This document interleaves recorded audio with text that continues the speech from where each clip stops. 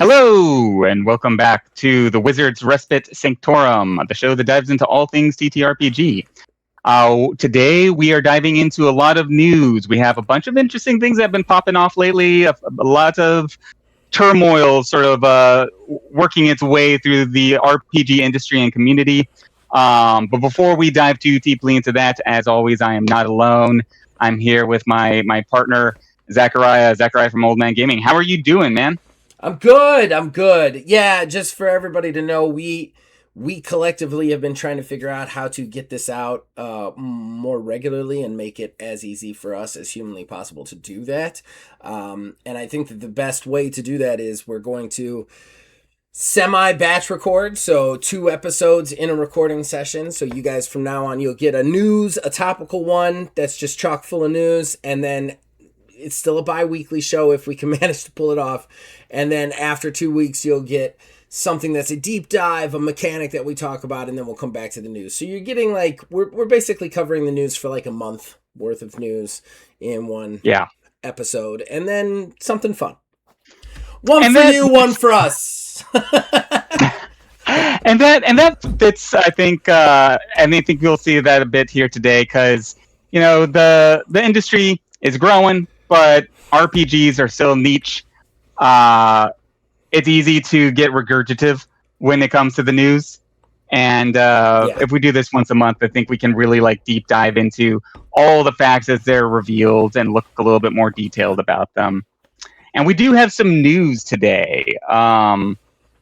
We actually have a fair bit of news coming out of the Wizards of the Coast sort of sphere. I have 2 articles that they're our favorite. They always do everything right. They are everybody's favorite these days. There's no way to not have them in a conversation if you're talking about RPGs. They're just there. They just can't seem to do anything without doing something that pisses somebody off. One of these, okay, let's actually, you know what, on that note, why don't we just jump into it? And if we're starting with pissing them off, I got 2 articles. One's a little less cringy than the other, but let's start with some cringe. We can start with some cringe with our coffee today. D&D Beyond drops and their subscription. There has been debate about D&D Beyond, the expansion that has been going in since I want to say this is ballparking 2019, I think, when they decided to buy D&D Beyond, when Wizards bought D&D Beyond. And they've been just ramping up the frustration ever since. This is the latest entry into that frustration. So D&D Beyond currently has a tier list. You can buy into this tier list as a monthly subscription starting at $2.99 a month, going up to $5.99 a month. And yeah, that right there has already frustrated a lot of people. But the latest add to this subscription is the drop. If you get, I believe it was the master tier list, which is the higher level, you're going to have access to what D&D Beyond is calling drops. It's basically content that drops every week. It looks like weekly content that comes in that if you are at that tier list, you just get it. But there's some problems here. Now, some of this content looks good. Some of it looks interesting. It kind of reminded me a bit of the kind of content that you would have gotten from Dungeon Magazine way back in the day. Way, way back in the day, like the 80s.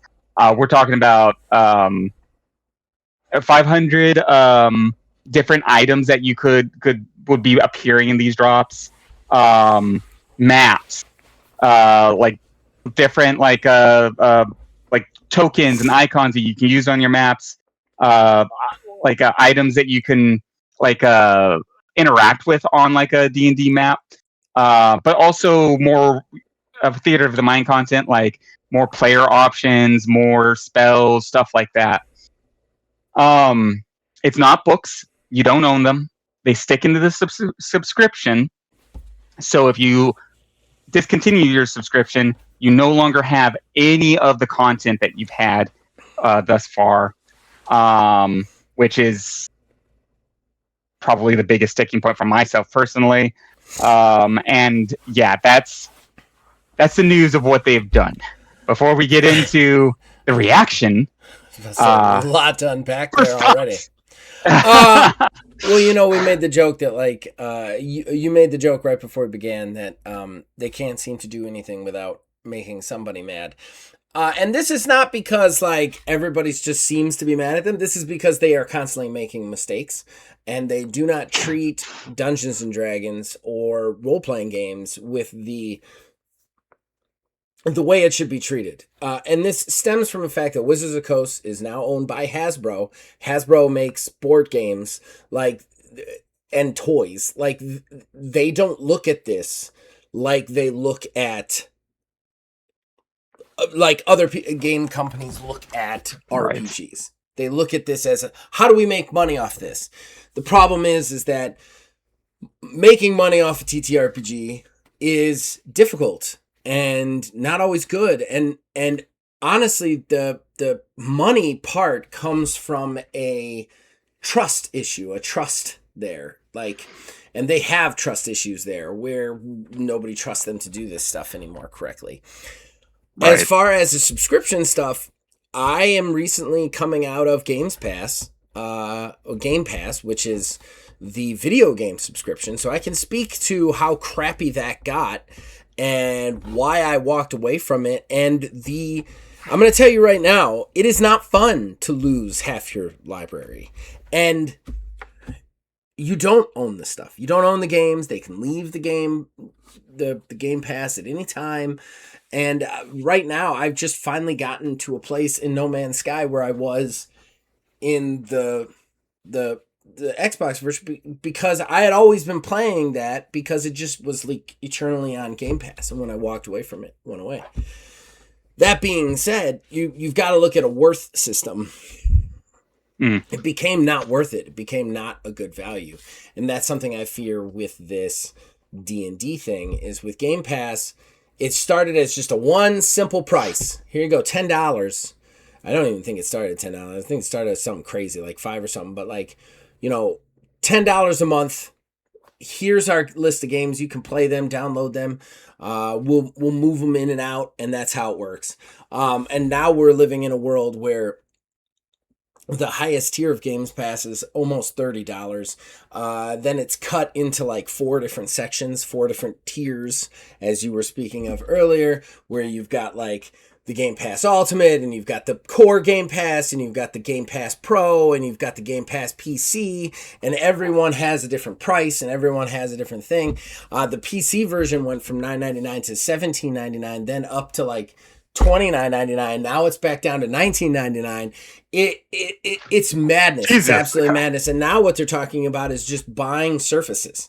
So they'll just split the services that you would get on Game Pass, and you could just, I want a little bit of that. I want a little bit of that. I want a little bit of that.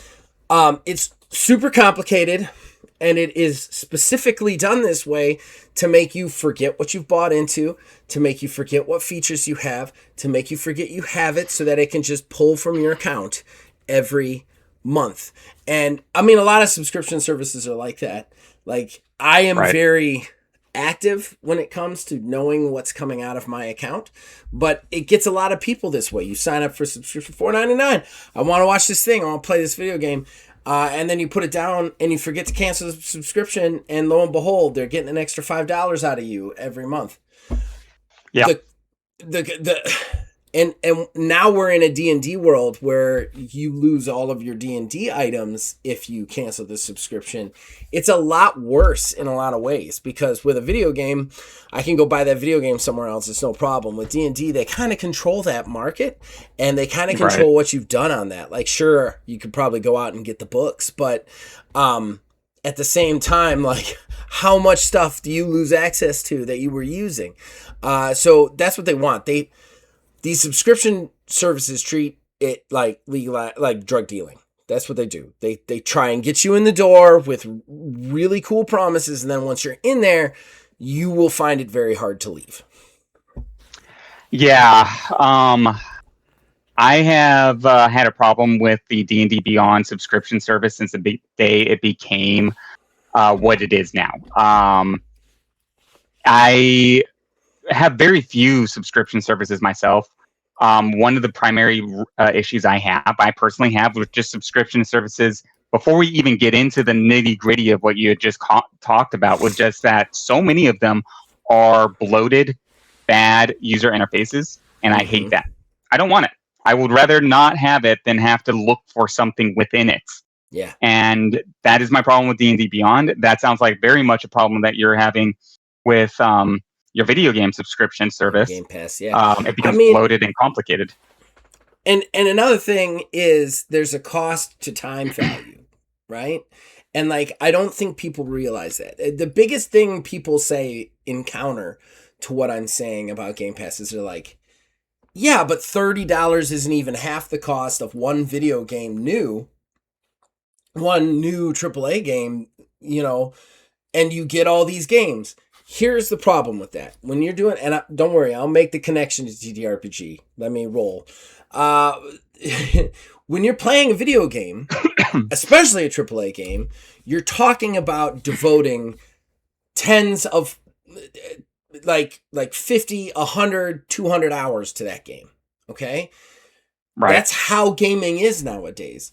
So like your person who's getting Call of Duty is playing Call of Duty every day for probably that entire month. So yeah, you spent $39.99 for all these games. How many of them did you actually play that month?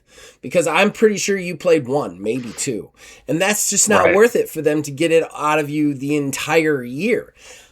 That connects to TTRPGs. With reading, how long does it take you to read an entire player's manual? It's a pretty heavy chore. There is a reason that players play one game that they know their entire life. There's a reason that they're very attached to that in TTRPGs, especially with games that are super rules heavy, like D&D. It's a game you need to know backwards and front, and there are rules for everything. Being completely submerged in lava, like even ridiculous things that you don't even think about, there's rules for it. How much time are you spending reading that book? Is it comparable? Like, sure, the D&D Beyond, here's the price. I'm sure that the subscription price is less than the books. Going out and buying the books. I would assume that that's part of their cost thing. But at the same time, how much time are you spending reading one book that you could have just gone to a half-price booksellers, brought home, and spent your time reading it, and not felt like you have to read it in a certain amount of time or you're not getting the value out of it? Yeah, there's definitely that. And, like as of right now, you can still technically buy the books for download PDF. But it's been very much clear writing on the wall that that's not how it's going to be forever. They're moving away from that. I don't think anybody's really like in denial of that's the direction Wizards is going. They want to make it some kind of video game hybrid where you jump on and you create you buy the rules subscription, and you create your characters on the game and you're locked into the system, this ecosystem, which is just not healthy for the hobby. It's not healthy for D&D specifically. And there's also like before I go too far into like why this has been hurting my heart in so many ways. I do want to play like devil's advocate because I had looked at Wizards of the Coast's official response, and they actually have received a lot of hate for this, and they have come back and said we're going to reconsider how we do this because of the response, which I want to give them a moderate degree of credit. Listening to your audience is valuable, and so they are finding value in that. I don't want to pose this as they are good people for doing that. I want to pose this as this is a smarter business move to listen to who you're selling to. Now, the I want to say response to why they think that their point of view is that they want to release a lot of content on D&D Beyond. They want to drop it, but they want to also be paying and yes, like you can hear my eye roll, I'm sure, through the mic here. They want to be paying their creators, their designers, their artists, and in order to do that, they're going to have this subscription. They're going to have it locked down, and in order to be able to do this. Now, they did not say something here that is super relevant to me. If this is a monthly subscription, they're probably creating maybe 6 months worth of content ahead of time so that they can meet deadlines. At least 6 months. They're going to have a lag time between when it's created, when it's gone. I have no illusions, and I can't imagine anybody out there does. They have not said this like publicly, that these content creators are getting any kind of royalties on their work. So they're not paying these creators to make this stuff and sell their work. They're paying them a one-time fee to do a job, and that's it. And then they're reaping in all of the profit after that. The creators are an expense. That's it. They're not a partner. They're not getting paid to do this. They're getting paid to do a job. It's like hiring a painter to your house. Yeah. You know, they go out there and paint, and they're done. Yep. It does not make sense. It just that if their line of reasoning was a little bit less BS in that regard, I would be more accepting of it. But it just that irked me so much. Well, and if they were truly open license, then they wouldn't need to pay their creators. The creators could sell their books, and the market would decide who gets money and who doesn't. And that would be that. Like, I don't understand. Like, I love that they're like, well, we've got to solve this problem. You made the problem. Nobody made the problem. You made the problem. Like, you were the one who took away the open license, and then you were the one that made this insane subscription service. If you had left it how it is, the creators would have been just fine. They would be selling their books and making their money off of it. And you wouldn't have to worry about it. Like, I don't understand the logic behind this in any way, shape, or form. Especially like I said, I feel like this is a problem they created. And now they're saying, well, this is how we fix it. But the only reason it needs fixing is you made this problem in the first place, you know? Frankly, like, I love that what you just said is like $1 million idea, like a platform that allows creators to upload their own rule system and everything and sell it and work within the platform. Yeah. You buy it. Maybe even if you have a subscription fee, fine. The subscription is maybe to maintain the website, you know, do a business, whatever. But I mean, honestly, what they should do is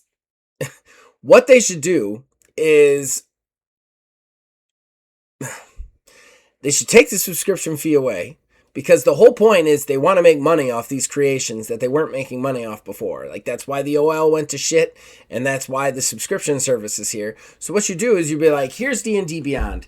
It's free, but the games inside it you have to pay for. That money goes to the content creator. However, the content creators have to pay us $2 to put their shit on our platform. Now you're making money off the content creators, and you're making money off the content creators whether their book sells or not. Like, boom. And a lot of people would be a lot less mad. I'm going to tell you that right now. So, like, I don't understand why that wasn't a thought, because that's the whole reason the OL went away, and the whole reason for this thing is because everybody was making books and just putting it on Drive-Thru RPG, and Hasbro's like, why aren't we getting any of this money? And that's our license, that's our product. Why aren't we getting the money that's going out over there? Like, that was the whole reason for this. Is like, we're losing market share. Okay, bring the market share back, but bring them back with carrots, not a stick. You open, hey, we're going to do D&D Beyond. It's this awesome new thing. It's free, but the content creators can put their stuff on here. They just got to pay us $2. And then, boom, we'll put it right into the hands of the people who are the most into D&D, you know? And you could even... fantastic thing, go ahead. If you kept Beyond as it is, You could very easily make tools in there for content creators Yes. to have drop-down windows. Yes. So they can go in, as a DM could go in and select, okay, these are the classes I just purchased from, XYZ guy, like Bob, the content creator. I mean, we're at 20 minutes. We got to move on, but that's one of the problems. That's one of the problems with games is the developers don't think, oh, I'm competing with this thing. How do I take the market share back? They think, how do we force them to come over here? And that never works well. If you want drive-through games money, create a platform that's better than drive-through games. Right, exactly, and that shouldn't be that hard to do. So, but you're right. Let's move on to the next. We knew it was going to be a big topic. It was going to be a big topic. I know that there's so much to be said on some of these. Next point of news. Okay, so we did one that was D&D related. That was Wizards of the Coast screwing up again. There's another topic come out of that's Dungeons and Dragons. It is a third-party creator that is producing something. I thought it was kind of interesting. I wanted to talk about it, particularly with you, Zach, because we have both played a wide variety of games, and this has always been a little tricky for me. This one is produced by the game is it's a third-party expansion using 5e and 5.e as a foundation, but it's science fiction.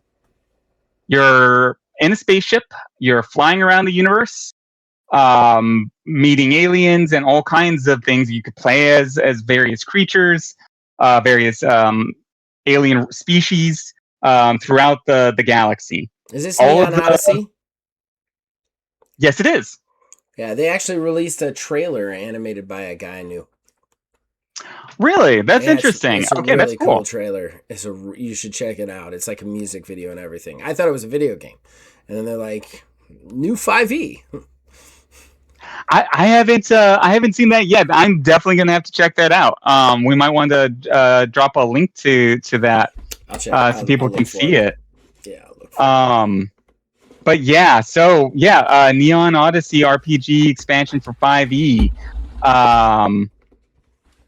They're I looked a little bit into how they're going to be doing it. They have they're somewhat reskinning certain mechanical features within the classic Dungeons and Dragons to fit science fiction, and then they're expanding out to be more science fiction based. A lot of it is focused on vehicle movements and even mechs. They're having a mecha giant robot expansion aspect to it, and I thought that this was interesting.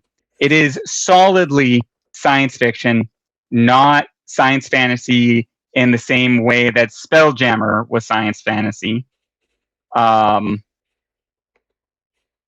it still is going to have almost that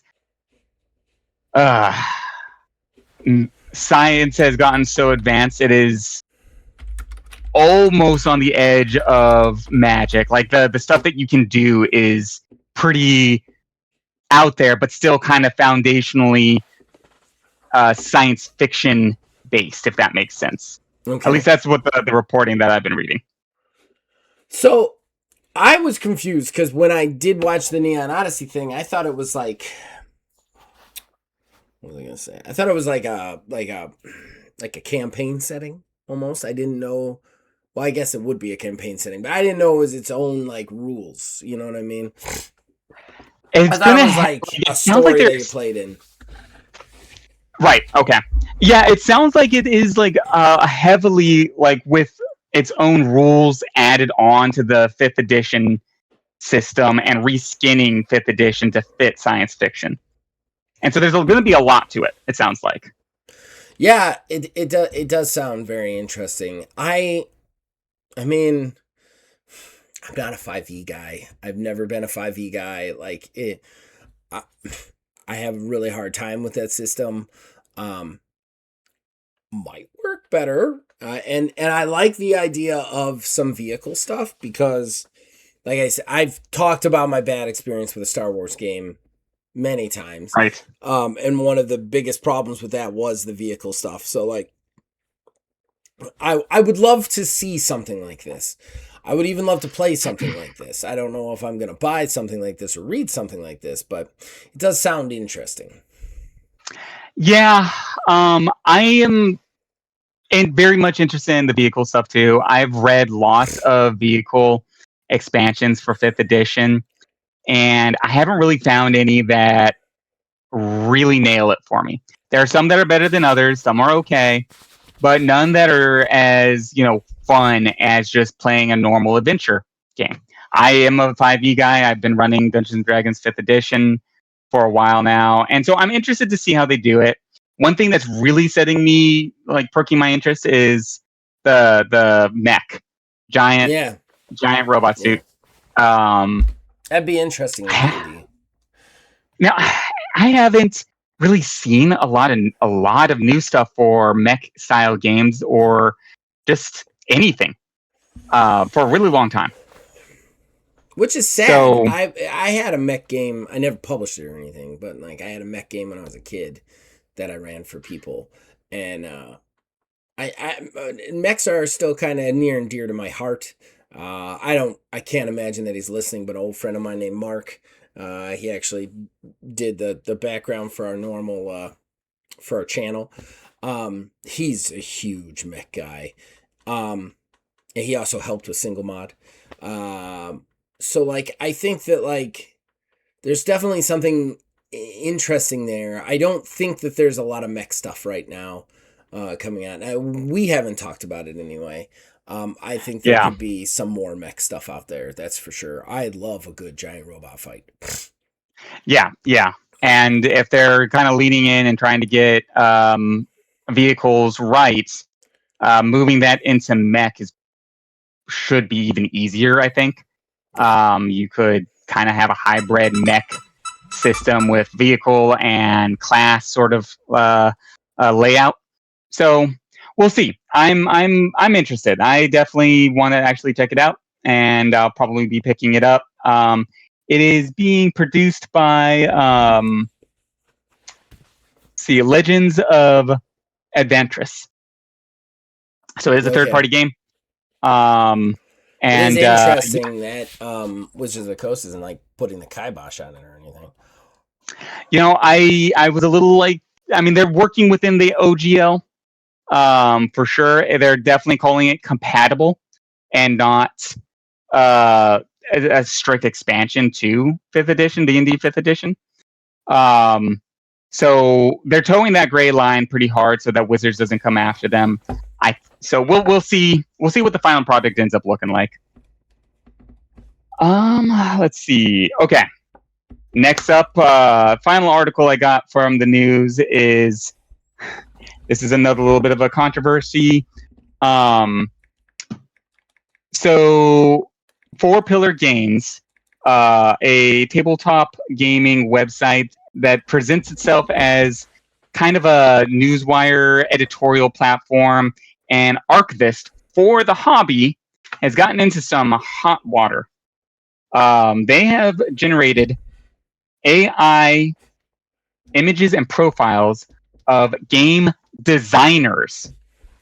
This is not using AI to make an RPG. This is using AI to make an article about an RPG and creating images of the writers and the designers and the artists of those RPGs to fit into their articles, to fit into their self-explained archives, to the point where some of these images look so weird that the designers were like, what is wrong with that? That is not my face. When they're now, rumor, I haven't actually seen any like receipts for this, says that when approached to pull these images down by the designers who didn't like their AI generated likeness being appearing on this website, they received some pushback and some strong language from 4Pillar Games. That's a rumor. I haven't actually seen any letters that appear that way, and everybody has their own interpretation of what strong language is. But one way or the other, just starting this off, I'm not crazy about the idea of just grabbing some guy's face and using AI generated images of him to make a shortcut. That seems pretty. That's a dude's face. That's a girl's face. You know. You know, there are all sorts of weird mods that have been coming out for games, where voices and likenesses from game voiceover people have been used in sexual situations for those mods. Whew. Yeah. So this is something that I am very aware of. I think that if you're using somebody's likeness, you need to get their okay. Whether you're using AI or not, I got a couple videos on my phone of an AI movie of Aquaman kicking me in the nuts, and then I've got a video of a buddy of mine named Jeremy who is getting kicked through a wall by Batman.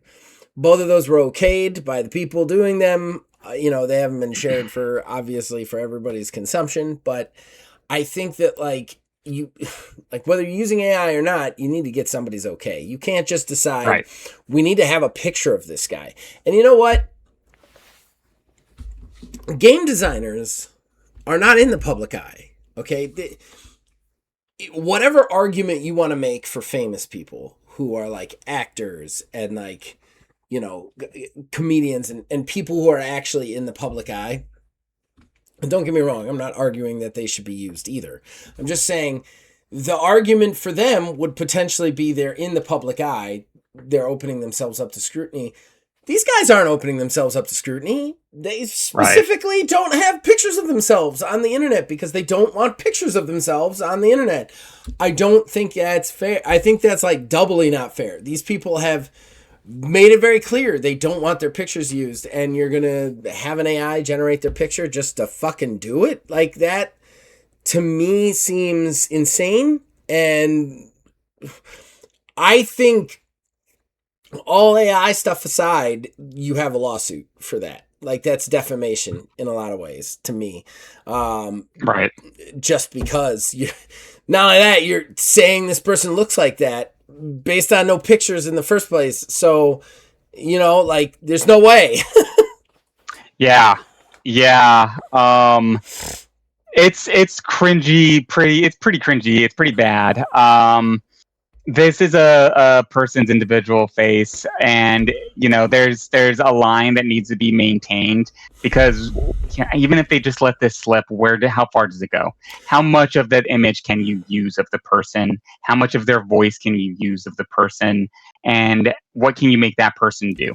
Well, what I really don't understand is how it's benefiting them in any way, shape, or form. You're telling me your website is getting more clicks because you have a picture of a guy's face or not? That's insane to me. The only thing that I can see from this is when you do a search on Google for so-and-so, and it doesn't bring up a picture, well, now it'll bring up this website's picture, and that gives them a view, which is a real sneaky, shady way of getting views. Other than that, I don't see how this even helps you. What are you getting out of this to do something like that? Yeah, absolutely.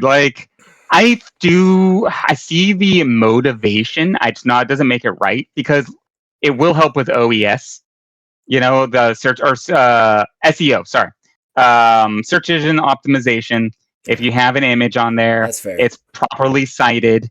And it will, if you have more of those images, that does help. It will help build things out a little bit. That kind of goes into one of the major issues that we're seeing online right now is AI slop and SEO slop. It's just getting so messy that it's becoming harder to just find anything. That's true. Even if you want to be like, oh, what does my favorite author looks like? You type him up. You've never seen this guy. You've just read his book. Bam, there's a picture of a guy. That's his name down there. You don't know if that's actually him. Right. It could be a complete computer-generated version of him. Right. So it gets messy. It gets real messy. That's fair. That's fair. I think it's a little ridiculous, honestly. I think it's a little ridiculous. And I think it's very malicious. That's my big problem with this. It's like the sexual thing I was talking about in video games. That was just a pervy guy thinking, I want this fictional character to do sexy stuff to my fictional character, Right. so I'm going to use AI to do that. That person wasn't thinking, oh, I want to steal Ashley Birch's voice. You know what I mean? These people Yeah. are straight up like, I am going to pretend this person looks like this to get more views. It's ridiculous, you know? Right. Yeah. No, absolutely. It's it's a new era we live in. It is moving so fast that we are not keeping up with it as a culture, and it And is we're doing it in all the wrong frightening. ways. I've talked about it a lot. We've talked about it a lot on the video game podcast too. And it's like when I heard about AI, generative AI, and what it could do for video games, I got excited. I was like, I can't wait to have every one of my game just have all this content. And what are they using it for? Making weird assets, stealing other people's works. Like none of it is good shit in any way, shape, or form. It was like we took this awesome technology for content creation and squandered it on like stealing art from people. It's insane to me. Like generative AI could give everybody in Skyrim, every character in Skyrim, a personality, their own personality, Yeah. so that you didn't have to hear about somebody's knee 37 different times. Like every character in Skyrim could have their own personality. They could give you side quests. You could literally live in a fully realized world. Did we do that? No, because Charlie needs to have X character bang him. Like it's the stupidest stuff. It's the stupidest stuff that they're doing with it. Yeah. It's such a waste. It's wasted potential, start to finish. It is. It is. And who knows? I feel like the where it people ends up who are going. bad got their hands into that so fast that it just poisoned the whole well so quickly, you know? I do see that, and I think that, like, you're right. I think there's some potential for some really interesting things to occur. And there has been. It has been squandered. Mm-hmm. We'll see what ends up happening. Is all I can really think about. It's such a weird frontier. Maybe this is a hiccup. Maybe this is a tremor forecasting a earthquake. Yeah. That will wreck things. Yeah. Who knows? You know, it's just so new. It's so strange, and it's moving so fast. I would love to have a crystal ball, but unfortunately, we haven't invented that quite yet. But you know, AI might be right around the corner to give us something along those lines. We'll see. We'll see. The crystal ball app. But that pretty much has it for me today on the news for the last few weeks. We're right at 40 minutes. Before we jump out of here today, Zach, do you have any last thoughts on anything or anything that you wanted to discuss? Yeah, man. Humanity, stop ruining shit. When we get a cool new toy, play with it right. Don't throw it at your brother. Like, Jesus, man. It's like every time. It's ridiculous. When will they ever learn? When will they ever learn? Right. I love TTRPGs. I don't know that I have necessarily any final comments on anything we talked about. Just play role-playing games and have fun, because the world sucks. So just have the fun you can have. Okay? I'd say for my last final thoughts, to kind of talk about most of these things, particularly the controversial ones. AI has a lot of uses, but one of my things that I've actually been using it for is education. I've been teaching myself about a lot of things. Use it to teach yourself about these topics and all of the topics that you're interested in. If you jump into D&D Beyond, you can very easily figure out, through the help of AI, whether or not it's actually of value to you. And you can understand why it's a value, how you can make those decisions for yourself in the future, what is constituted value and what isn't. It helps you organize, learn, and expand your mind in ways that you haven't been able to before. And that, I think, is something that we can apply to our fun, our life in so many ways. And I think that's going to be kind of my last thought on the news for today. Educate yourself on these things, learn about these things. It's become easier than ever to be able to do that. Before we jump out of here, you have any last plugs? Obviously the channel content has been rough. On the video game side, I've been doing a show called What Does It Need? Just kind of taking games that I've played a lot of hours in and trying to hone down the thing I'd most like to see added to this game. So check those out. They're quick, they're easy, and you guys have really liking them. We also have the video game podcast that we do. We try to do it weekly. It has been an utter failure this year, but we try to do it weekly. We have some TTRPGs coming your way. Ordo Hunt 3 is coming your way sometime this summer. We're almost done. We're in the last 2 sessions, maybe 1 session of the third hunt, and then I will start prepackaging that sucker and getting it to you. I'm also trying to record some NPC scenes to kind of cold open each episode, so that it'll be fun. It'll be kind of new and fun even for the people who played in it, because they didn't hear any of this shit. And then we've got some other stuff coming your way. We're working on Dual Bastards Season 2. We're in conception for a new actual play where Wizard is the game master. We're not going to say any details about that yet. So just stick to the channel. I know the content has not been the steady stream it used to be, but we're still making it. We're still here.